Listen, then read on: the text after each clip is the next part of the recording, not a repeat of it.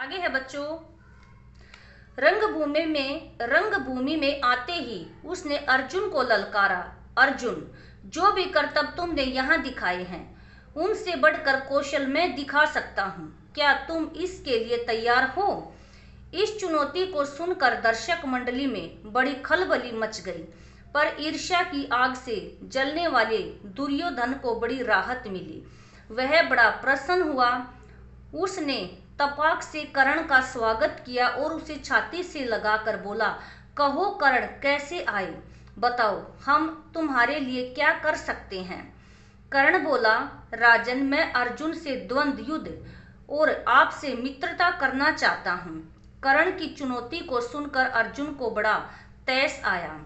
वह बोला, कर्ण, सभा में जो बिना बुलाए आते हैं और जो बिना किसी के पूछे बोलने लगते हैं वे निंदा के योग्य होते हैं। यह सुनकर कर्ण ने कहा, अर्जुन, यह उत्सव केवल तुम्हारे लिए ही नहीं मनाया जा रहा है, सभी प्रजाजन इसमें भाग लेने का अधिकार रखते हैं।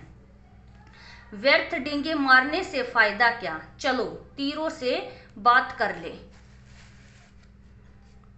जब कर्ण ने अर्जुन को यह चुनौती दी तो दर्शकों ने तालियां बजाई। उनके दो दल बन गए, एक दल अर्जुन को बढ़ावा देने लगा और दूसरा दल कर्ण को। इसी प्रकार वही इकट्ठी स्त्रियों में भी दो दल बन गए। कुंती ने कर्ण को देखते ही पहचान लिया और भय तथा लज्जा के मारे मूर्छित सी हो गई। उसकी यह हालत देखकर विदुर ने दासियों को बुलाकर उसे चेत करवाया। इसी बीच कृपाचार्य ने उठकर कर्ण से कहा, अज्ञात वीर, महाराज पांडु का पुत्र और कुरुवंश का वीर अर्जुन तुम्हारे साथ द्वंद्व युद्ध करने के लिए तैयार है, किंतु तुम पहले अपना परिचय तो दो। तुम कौन हो? किसके पुत्र हो? यह राजकुल को तुम विभूषित करते हो।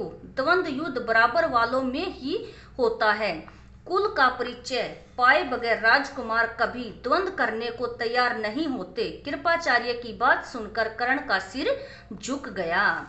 कर्ण को इस तरह देखकर दुर्योधन उठ खड़ा हुआ और बोला, अगर बराबरी की बात है तो मैं आज ही कर्ण को अंग देश का राजा बनाता हूँ। यह कहकर दुर्योधन ने तुरंत पितामह भीष्म एवं पिता धृतराष्ट्र से अनुमति लेकर वहीं रंगभूमि में ही राज्याभिषेक की सामग्री मंगवाई और कर्ण का राज्याभिषेक करके उसे अंग देश का राजा घोषित कर दिया। इतने में बूढ़ा सारथी अधिरथ, जिसने कर्ण को पाला था, लाठी टेकता हुआ और भय के मारे कांपता हुआ सभा में प्रविष्ट हुआ। कर्ण, जो अभी अभी अंग देश का नरेश बना दिया गया था, उसको देखते ही धनुष नीचे रखकर उठ खड़ा हुआ और पिता मानकर बड़े आदर के साथ उसके आगे सिर नवाया। बूढ़े ने भी बेटा कहकर उसे गले लगा लिया। यह देखकर भीम खूब कहा मारकर हंस पड़ा और बोला, सारथी के बेटे, धनुष छोड़कर हाथ में चाबुक लो। चाबुक वही तुम्हें शोभा देगा। तुम भला कब से अर्जुन के साथ द्वंद्व करने के योग्य हो गए? यह देखकर सभा में खलबली मच गई। इस समय सूरज भी डूब रहा था, इस कारण सभा विसर्जित हो गई। मशालों और दीपकों की रोशनी में